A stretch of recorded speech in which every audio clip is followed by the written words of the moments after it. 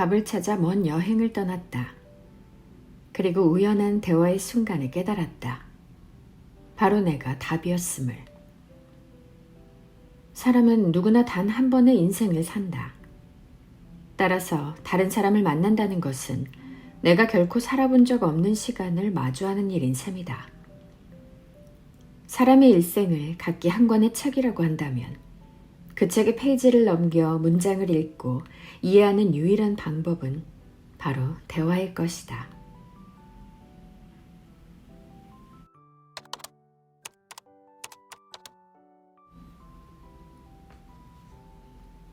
안녕하세요. 셀리나입니다. 책 함께 나눌 수 있는 시간 찾아와 주셔서 고맙습니다. 혹시 여러분 대화의 희열이라는 TV 프로그램 알고 계세요? 최근에 시즌 3를 시작했더라고요. 가수 유희열 님이 진행을 하시는 프로그램인데 제목처럼 게스트분들이 나와서 편하게 동그랗게 앉으셔서 대화를 하는 프로그램이에요. 물론 한 명의 중요 게스트가 참석을 하시죠. 그래서 지금 여기 나와 있는 굉장한 유명한 분들이 많으시죠. 이분들이 출연을 하셔서 본인들의 이야기를 편하게 대화하면서 얘기를 나눠주셨어요. 그래서 그때 그 프로그램에서 나눴던 이야기들을 이렇게 예쁘게 책으로 만들어 주셨네요. 책 제목이 많이 와닿죠. 사는 게 정답이 있으려나 라는 제목의 책입니다. 정말 정답이 없는 것처럼 각기 다른 삶을 사는 여러분들의 이야기를 담고 있습니다. 당신과 나누는 이야기, 대화의 희열. 자, 유명한 연예인들이 많이 계시죠. 유명인들 계시고 좋아하는 분들 많이 있으실 거예요. 이분들이 이미 프로그램에서 나와서 얘기를 하신 것들이기 때문에 알고 계신 내용들도 많이 있을 텐데요. 다시 듣고 싶고 다시 생각해보고 싶은 내용들이 분명히 있으셨을 거예요. 그래서 이 책을 통해서 다시 한번 생각해보고 또 내 삶은 이제 앞으로 어떻게 또 나도 살아가야 될지 또 고민할 수 있는 그런 시간이 될 수 있었으면 좋겠습니다. 자, 사는 게 정답이 있으려나 이 책 중에서요. 제가 몇 군데 뽑아서 지금부터 읽어드리도록 하겠습니다. 그럼 같이 시작해 볼까요?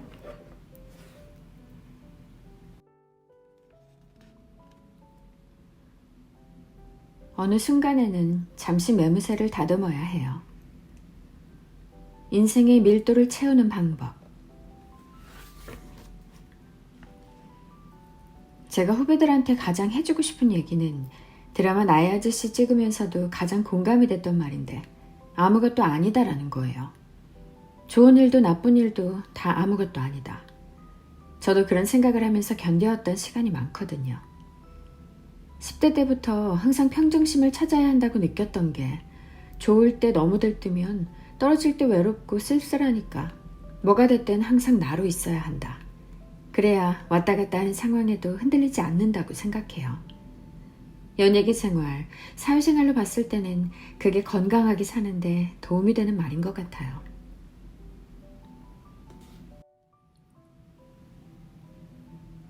좋은 날 이후 신드롬급 인기를 누리면서 큰 굴곡 없이 활동하는 데 보였던 아이유에게도 슬럼프는 있었다. 아이러니하게도 가수로서 충분히 안정적이고 성공적인 위치에 오른 것으로 보였던 꽃갈피 앨범을 냈던 해였다. 그때는 거의 한 달에 한 번씩 음원을 내며 활발히 일했던 시기였고 많은 사람에게 사랑받으며 객관적인 성과도 충분히 좋았지만 문득 일종의 매너리즘에 빠졌다. 그동안 해온 것들이 그저 우연이고 운이었던 것처럼 여겨지며 이게 정말 내 능력일까? 하고 자신에 대한 의심이 차올랐다. 데뷔 초에도 무대에서 긴장하는 편이 아니었는데 그 즈음에는 무대에 서는 것이 두려워 처음으로 신경 안정제를 먹고 무대에 올랐다. 아직까지도 정확한 이유는 잘 모르겠는데 그동안 해왔던 것들이 다 내 것이 아닌 것 같다는 생각이 크게 들어서 불안했던 것 같아요. 그런데 일은 잘 되니까 잘 되는 대로 더 불안한 거예요. 계속해서 거품이 만들어지는 것 같은 느낌? 그런데 어느 순간 거품이 다 빠지고 딱 밀도 있게 압축해서 봤을 때 내가 이 정도밖에 안 될까 봐 그게 좀 무서웠어요. 옆에서는 다들 충분히 잘 해나가고 있다고 하는데 스스로는 허공을 딛고 나아가는 것처럼 불안했다. 사람들이 보는 내가 실제의 내가 아닌 것 같고 지금 대중으로부터 쏟아지는 사랑도 내게는 온전히 받을 자격이 없는 것 같았다. 객관적으로 보면 자신이 걸어온 길이 분명한데도 실체가 없는 듯 막연했고, 세상은 나에게 더없이 친절한데 언젠가 내가 이걸 다 망칠 것 같은 생각이 들어 괴로웠다. 특히나 아이유를 늘 따라다니는 수식어 중 하나는 어린 나이에 참 잘한다였다. 그런데 시간이 지나면 당연히 나이는 먹는 것인데, 어리다는 수식어를 빼고도 계속해서 잘한다는 평가를 받을 수 있을까 하는 고민도 있었다. 대중들은 끊임없이 새로운 것, 더 나은 것을 바랄 텐데 언제까지 계속 성장할 수 있을까? 키가 자라는 걸 그 순간에는 모르는 것처럼 나의 성장을 실시간으로 볼 수 없으니 매일이 그저 불확실의 연속일 수밖에 없었다. 심지어 불현듯 어제의 내가 오늘의 나와는 다른 사람인 것처럼 느껴지는 순간들도 생겼다. 돌이켜보면 태어나서 처음 겪는 일들을 어떻게 완벽히 소화시켜야 할지 몰라 잠시 멈춰야 했던 시기가 아니었을까. 자신이 어떤 사람인지, 내가 가진 능력은 어느 정도인지 스스로 확신하고 뜸을 들이기 위해 가끔은 자신의 내면으로 들어가 바닥부터 차근차근 살펴봐야 할 때가 있다. 일에 있어서는 무섭게 성장했지만 남들보다 일찍 사회생활을 시작했기 때문에 준비되지 않은 부분도 분명히 존재했을 것이다. 그러다 보니 어느 시점에서는 잠시 매무새를 다듬으며 균형을 잡을 타이밍도 필요했는지도 모른다. 그때 제가 앞으로 훨씬 더 밀도 있게 살아야겠구나 하고 생각했어요. 내가 갖고 있는 것보다 거품으로 부풀려진 게 많은 것 같아서 너무 불안한 거예요. 그러니까 진짜 꾹꾹 눌러서 내가 할 수 있는 것만 하자. 시간이 오래 걸리더라도 내 밀도를 채우자 싶었어요. 그래서 프로듀싱을 제가 해야겠다고 결심했어요. 불안하면서 근사해 보이게 사느니 초라하더라도 마음 편하게 살아야겠다 싶더라고요. 잘 되든 안 되든 해야겠다고 생각했죠. 사실 그 해는 음원을 많이 내고 반응도 좋았기에 그만큼 아이유를 찾는 무대가 많고 섭외도 물밀듯 몰려드는 시기였다. 연예인으로서 어쩌면 평생 한 번 올까 말까 한 커리어의 최전성기에서 아이유는 모든 걸 멈추고 자신의 밀도를 높이는 데 투자하겠다는 결심을 한 셈이었다. 지금까지는 곡이 성공해도 자신은 좋은 곡에 가창만 했을 뿐이라는 생각에 그 성공이 자신과는 다소 별개라는 느낌이 있었다. 그래서 그 스포트라이트가 일부 거품처럼 느껴졌는지도 모른다. 나의 역할과 결정의 비중이 커질수록 그 일이 성공하든 실패하든 그에 대한 책임도 온전한 내 것이 된다. 자신의 앨범에 직접 프로듀싱을 시작하면서 아이유는 자연스럽게 슬럼프에서 빠져나오며 이를 더 즐길 수 있게 되었다. 마음이 더 편해졌고 지금은 프로듀싱이 치열하면서도 가장 즐거운 일이 됐다. 저는 프로듀싱이 너무 신나고 재미있어요. 곡을 수집하고 곡을 쓰고 가사를 쓰고 콘셉트를 짜고 앨범을 만드는 과정 모두가 너무 좋거든요. 제가 프로듀싱 할 때 표정이 인상을 쓰고 있으니까 사람들은 스트레스를 받느냐고 묻는데 제 마음속은 막 놀이동산의 밤처럼 파티가 열리고 있는 상태예요.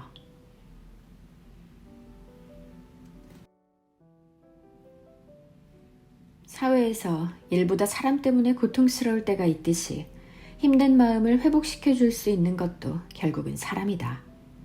말도 많고 탈도 많은 연예계에서 아이유에게 원동력이 되어준 것은 늘 좋은 인연들이었다. 2018년 드라마 나의 아저씨를 촬영할 때도 정말 체력적으로 피폐하다 싶을 만큼 힘들었을 때도 의지가 되어준 김원석 감독님 덕분에 드라마를 끝까지 완주할 수 있었다. 겨울부터 촬영을 시작했는데 그 무렵에 제가 몸도 마음도 너무 힘들었어요. 한 번도 하던 일을 중간에 접은 적이 없었는데 도저히 안 되겠다는 생각이 들어서 감독님께 제가 일할 수 있는 상태가 아닌 것 같다. 너무 죄송하고 배상할 수 있는 부분은 다 할 테니까 여기서 하차를 해야 할 것 같다고 말씀을 드렸어요. 그런데 감독님께서 저한테 미안하다면서 막 우시는 거예요. 제가 연기한 지안이의 쓸쓸함이나 외로움이 실제로 힘들어서 나오는 감정인지 몰랐다고, 알아주지 못해 미안하다고 하셨어요. 사실 촬영 중간에 빠진다는 것은 드라마 촬영이 혼자 하는 일이 아닌 만큼 엄청난 문제가 될 수도 있는 일이었다. 때문에 감독님이 강건하게 반대해도 당연한 상황이었다. 그런데도 오히려 그 마음을 몰라줘서 미안하다는 감독님의 말이 가슴 깊이 와닿았다. 힘든 상황이었는데도 이상하게 그 진심을 듣고 나니까 어떤 힘이 생기는 것 같았다. 이분 때문이라도 끝까지 해내야겠다고 그때 결심하게 됐다. 이후로 감독님께서 현장 시스템을 맞춰주면서까지 아이유가 건강하게 촬영을 할 수 있도록 많이 배려해 주셨고 덕분에 작품을 끝까지 완주할 수 있었다.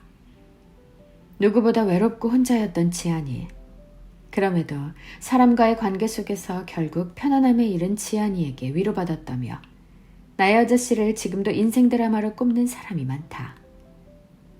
겨울에 시작한 촬영이 끝날 때쯤 봄이 오고 있었는데 그 즈음엔 신기하게 지안이를 연기한 아이유의 마음속에도 봄빛이 깃들고 있었다.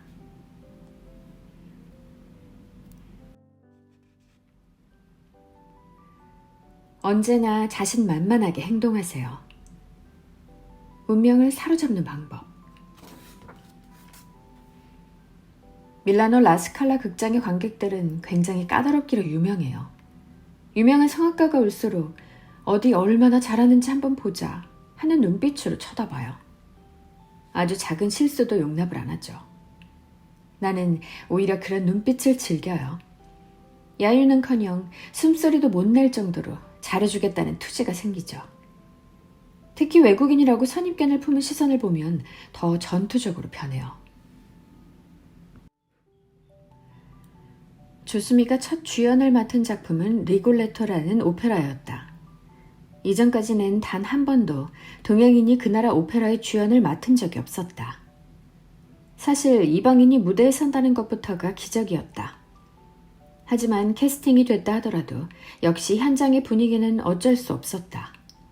한 달의 리허설 기간 동안 지휘자, 무대 감독, 같이 공연하는 동료들의 얼굴에선 모두 조수미를 꺼리거나 무시하는 기색이 역력했다. 동양인이랑 공연하는 게 처음이고 한국을 조금도 몰랐을 테니까 모두 저에게 낯을 가리고 경계했어요. 또 제가 굉장히 어린 나이인 20대 초반에 데뷔를 했잖아요. 심지어 그렇게 큰 극장의 주인공을 맡았으니 저도 좀 당황스러운데 그분들은 어땠겠어요. 그래서인지 그때 제게 어떻게 하라고 도움을 준 사람이 한 명도 없었어요. 이 길을 갔던 분들이니 뭔가 조언을 해줄 법도 한데 아무도 그런 역할을 해주지 않더라고요. 심지어 연습을 할 때 지휘자가 동료들 앞에서 사사건건 노골적으로 핀잔을 주며 무시하기 일쑤였다. 다르게 생겼다는 이유로 그들의 문화를 이해하지 못하리라 생각하고 질에 거리를 두는 것이 억울하고 괴로웠다.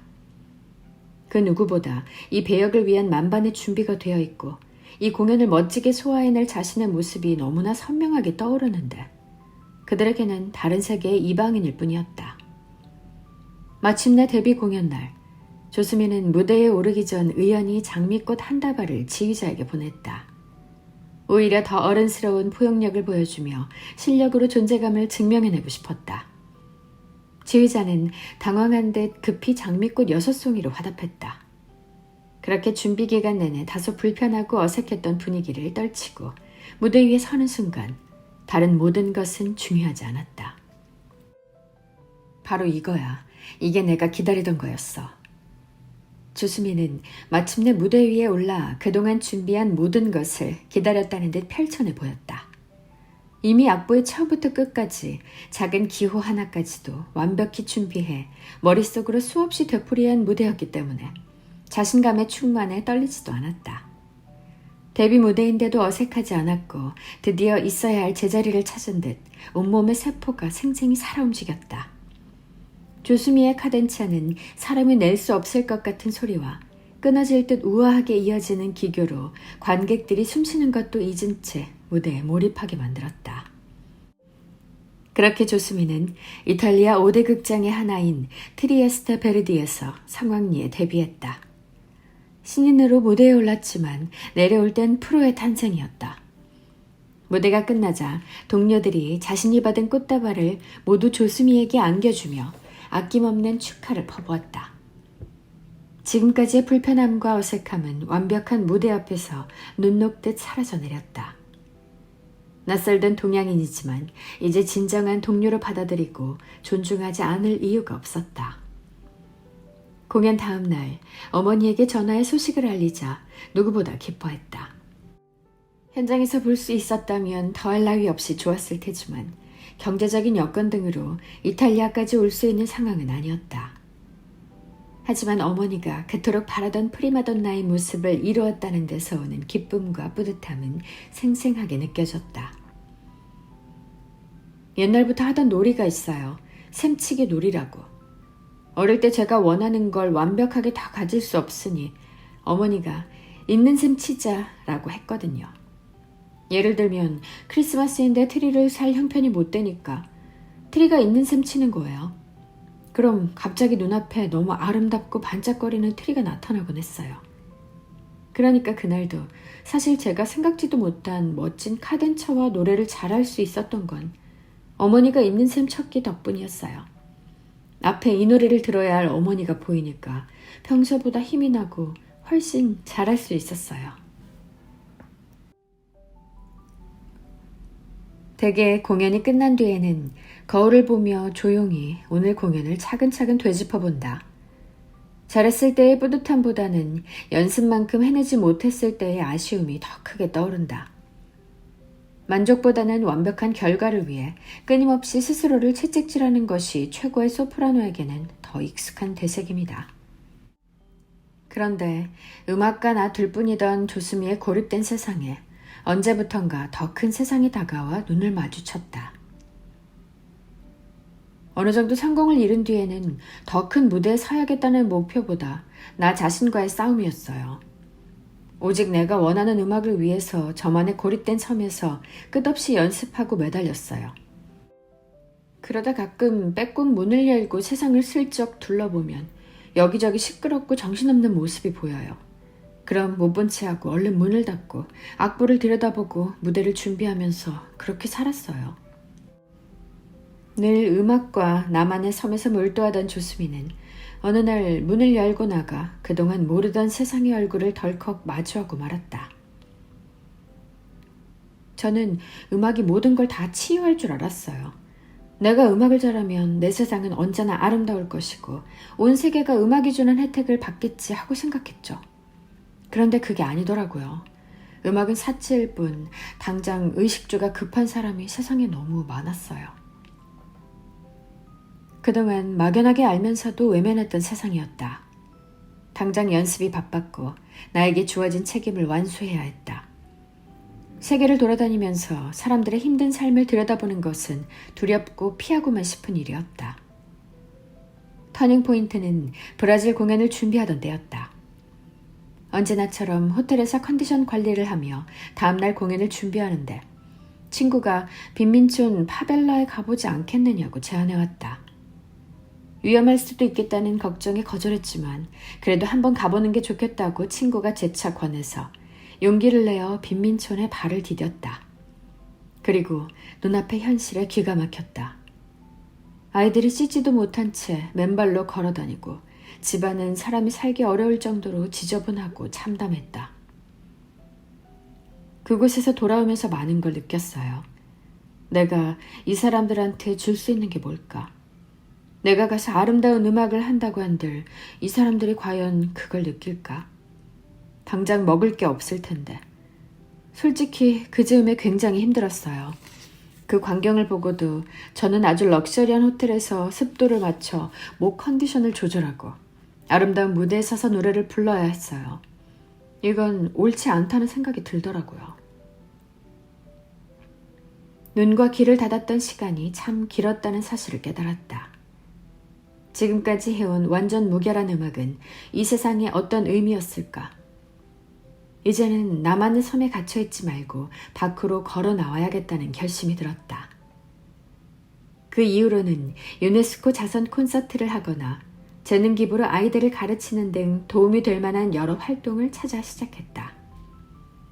세상을 정면으로 마주해 외면하던 세계와 소통하기 시작하니 또 다른 삶의 기쁨이 다가왔다.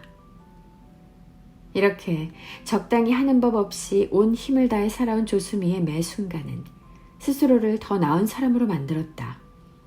누군가에게는 버겁고 때론 괴로울 수 있는 순간조차 조수미에게는 모두 값지고 소중한 날들이었다.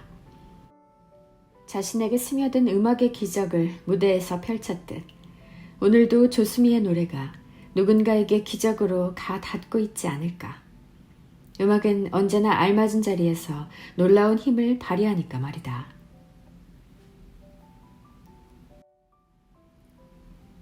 기회를 잡기 위해 노력하세요. 평범함을 빛나는 방법.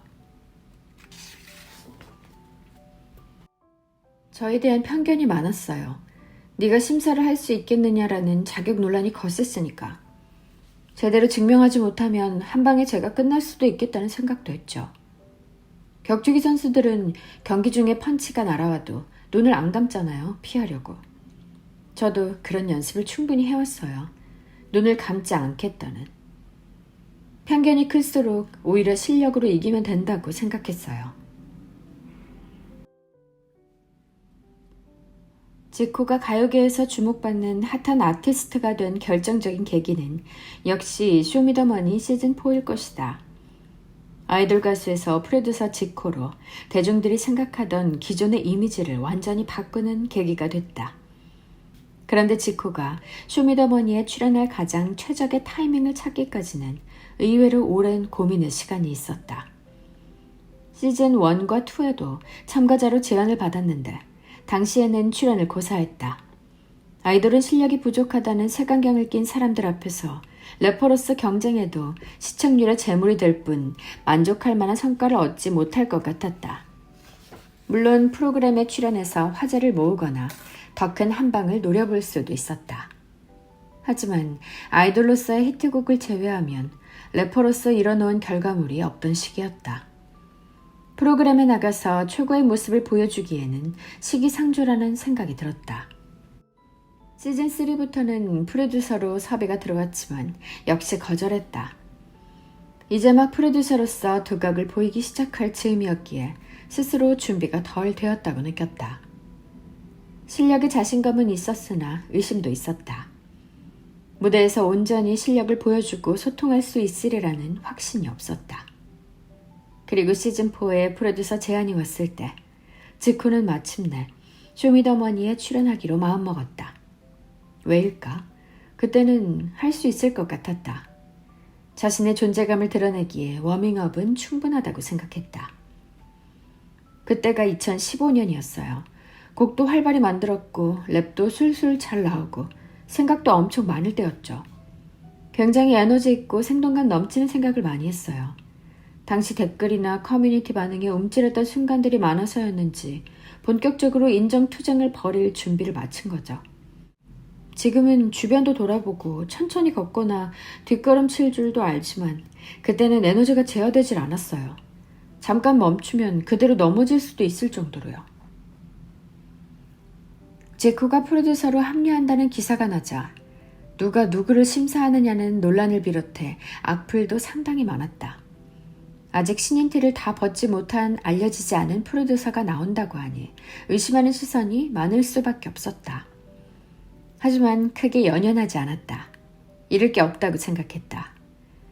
21살부터 프로듀서로 활동했는데 사람들은 쉽게 지코를 인정하지 않았다. 앨범을 제작할 때도 다른 작곡가들이 음악 얘기를 할 때는 은근히 무시했고 실제 작업은 남이 다 해주고 이름만 올리는 거라고 오해하는 이도 많았다. 결국 실력으로 보여주는 수밖에 없다고 생각했고 논란이 많을수록 오히려 기대되는 마음도 있었다. 아무리 욕을 먹어도 내가 가진 것들에 대한 자신이 있었다. 다만 아직 그걸 꺼내서 보여주기 전일 뿐이다. 오히려 편견의 시선이 많을수록 반전을 보여줬을 때 반응이 폭발적이리라는 생각이 들었다. 재능 있는 참가자들이 지코라는 프로듀서를 만나 좋은 결과물을 만든다면 증명은 충분할 것이다. 다만 한편으로는 한 방에 반전을 터뜨리지 못하면 최악의 결과를 얻을 무모할 수도 있을 도전이었다. 제 자격을 두고 논란이 많았기 때문에 제대로 증명하지 못하면 한 방에 끝날 수도 있겠다는 생각이 들었어요. 그런데 격투기 선수들은 경기 중에 펀치가 날아와도 눈을 안 감잖아요. 피하려고. 저도 그런 연습을 충분히 해왔어요. 눈을 감지 않겠다는. 쇼미더머니 경연이 시작되자 지코는 단번에 모든 자격 논란을 불식시켰다. 처음 선보인 거북선이라는 곡이 많은 힙합팬의 호응을 얻으며 음원 차트에 장기간 머물렀고 그 후 지코가 프로듀서로 나선 오키도키, 겁, 먼키플로우 등이 큰 반향을 불러일으키며 의미 있는 성적을 냈다. 대중 앞에서 프로듀서 지코를 당당히 각인시킨 셈이다. 실력을 당당히 선보일 수 있는 최적의 타이밍을 기다리며 차근차근 실력을 쌓고 노력해온 결과였다. 사실 이제는 노력하면 이루어져, 노력은 배신하지 않아 라는 말을 함부로 못하겠어요. 노력이 배신을 하기도 하더라고요. 열심히 했는데 난 왜 아직도 이 정도일까? 충분히 그런 생각을 할 수 있어요. 노력은 결과를 보증하는 수표라기보다 밑거름이라고 생각해요. 운이나 기회, 좋은 타이밍이 왔을 때 앞으로 나아갈 수 있는 추진력을 얻으려고 준비하는 근육 같은 거죠. 기회는 준비된 자에게 찾아온다던가 노력은 때로 배신할지 모르지만 기회가 왔을 때 이를 잡으려면 충분한 준비가 되어 있어야 한다는 지코의 믿음은 그를 배신하지 않았다.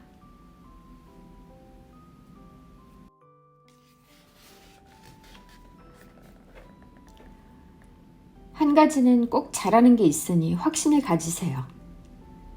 목표를 설정하는 방법. 우연히 찍게 된 춤 영상이 유튜브에서 순식간에 20만 뷰가 나오더라고요. 일반 무대에서는 아무리 많아도 몇백, 몇천 관객이 전부였는데 그렇게 많은 사람이 내 춤을 보다니 처음 겪는 일이었죠. 그때 온라인이 또 하나의 무대가 될 수 있다는 걸 깨달았어요. 우리가 춤출 무대는 앞으로 여기가 될 거야.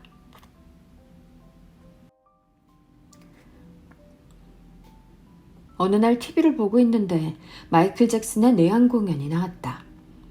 마이클 잭슨이 오프닝 때 무대에 팡 하고 튀어나와 포즈를 잡고 서서 선글라스를 쓴 채로 관객들을 쓱 쳐다봤다. 춤을 춘 것도 아니고 그저 무대 위에 우뚝 선 채 시선을 보냈을 뿐인데 관객들이 미친 듯이 열광했고 심지어는 울고 쓰러져 나갔다. 저 사람의 아우라가 얼마나 크기에 그 존재감이 얼마나 압도적이기에 현장의 관객들이 저렇게까지 몰입할까? 언젠가 나도 한 번쯤은 그런 아우라를 가진 사람이 되고 싶다는 생각이 마음 깊은 곳에서 둥실 떠올랐다. 그리고 그때 처음으로 춤을 춰야겠다고 마음을 먹었다.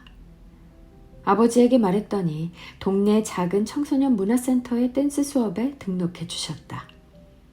돌아보면 공부에도 학교에도 흥미를 붙이지 못하던 소극적인 딸에게 지푸라기라도 쥐어주고 싶은 마음에 흔쾌히 춤을 허락하지 않았을까.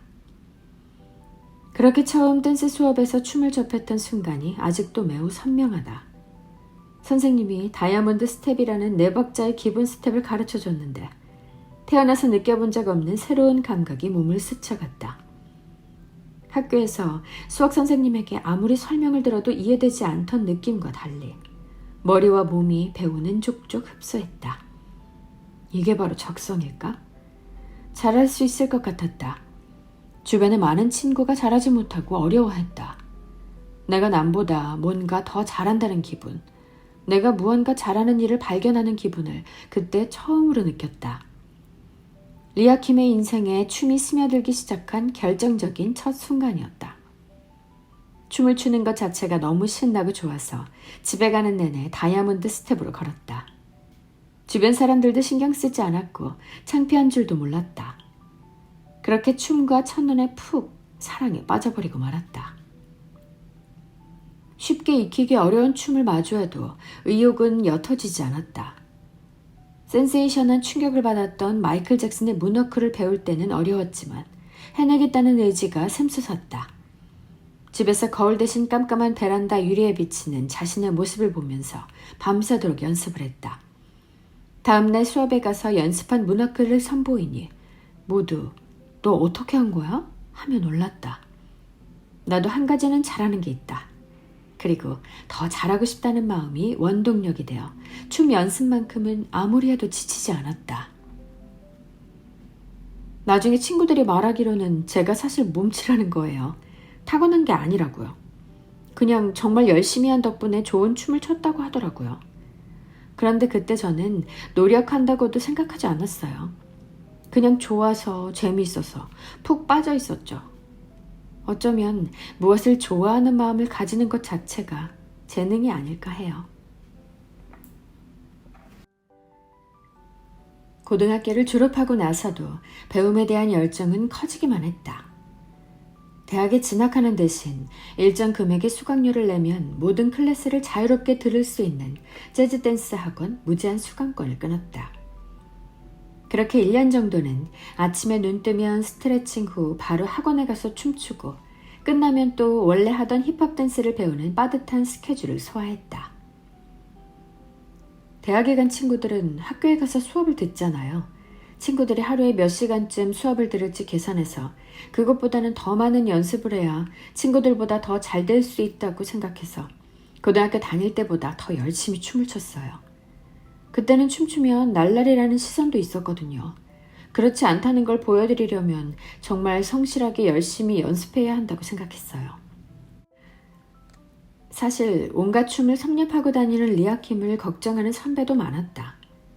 춤을 추더라도 특정 장르에 집중해 한 우물만 파는 게 좋다는 생각이 지배적이었기 때문이다. 하지만 배우고 싶은 춤을 하지 않고는 참을 수 없었다. 다른 사람들의 방식을 기준 삼아 내 방향을 정하고 싶지는 않았다. 내가 원하는 만큼 하자. 내가 믿는 방향으로 가자라고 생각하며 마음 가는 대로 움직였다.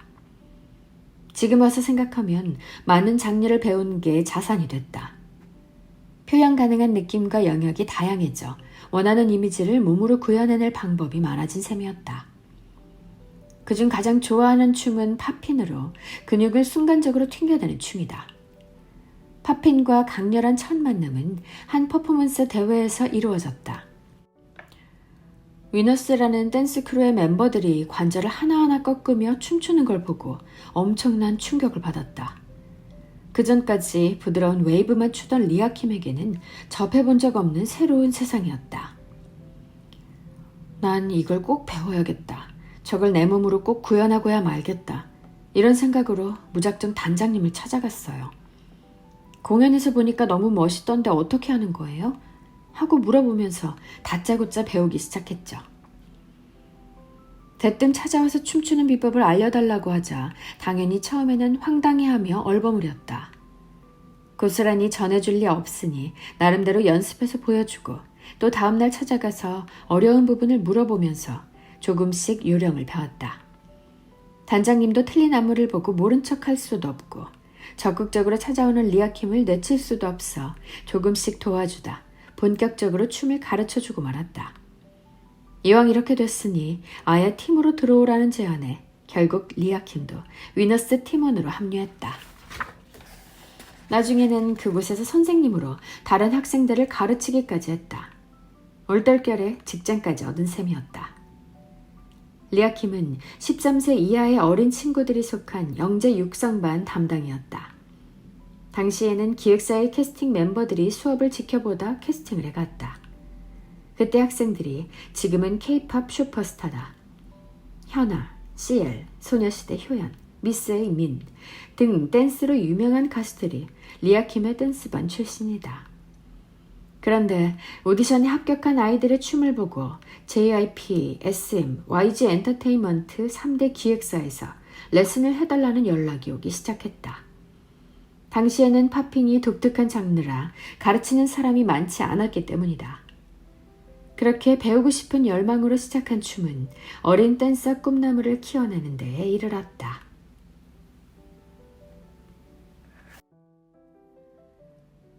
살다 보면 어느 순간부터는 집에서 보는 아내나 방송에서 만나는 제작진, 음반 작업하는 사람들처럼 늘 만나는 사람들만 쳇바퀴처럼 만나게 되더라고요. 인간관계라는 게 그렇잖아요. 새로운 친구를 사귀고 대화하는 게 점점 어렵고 익숙한 사람들과 만나는 게 더 편하게 느껴져요. 그런데 어쩌다 우연히 뜬금없는 사람을 만나게 되는 일이 있잖아요. 그 사람이 선문답처럼 하나 툭 던지고 간 이야기가 집에 와서까지 생각이 날 때가 가끔 있어요. 그러니까 늘 만나던 사람들은 평소 다니던 익숙한 길 같은 느낌인 건데 이 사람이 갑자기 새길 하나를 툭 터지는 것 같은 그런 경험을 하게 될 때가 있더라고요. 그래서 결국 익숙한 우리끼리 나누는 풍성한 대화도 참 좋지만 누군가 새로운 사람을 통해 이야기를 하는 것도 되게 색다른 경험이라는 걸 느껴요. 그렇게 그 사람이 한번 거치고 가고 나면 우리 이야기도 조금 달라져 있더라고요.